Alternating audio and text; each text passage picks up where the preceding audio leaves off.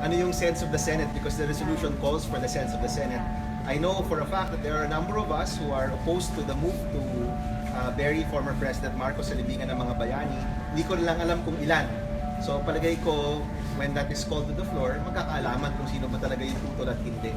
And I think in this case, kung makikita mo, across party lines siya eh. Iba-iba yung mga party affiliations, iba-iba yung naninindigan sa politika, iba-ibang mga partido, but many of us who are against it actually come from different parties.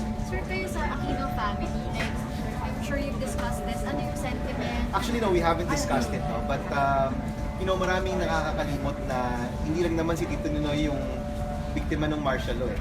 That's tens of thousands of our countrymen. Nung panahon ngang namatay siya, sabi, hindi siya nag-iisa. Totoo yan, hindi talaga siya nag-iisa. Because libo-libo po yung naperwisyo ng panahon yun.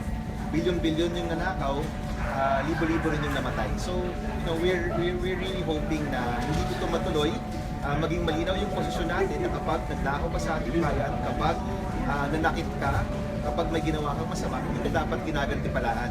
You shouldn't be rewarded by being amongst other heroes of our country. Thank you, maraming salamat.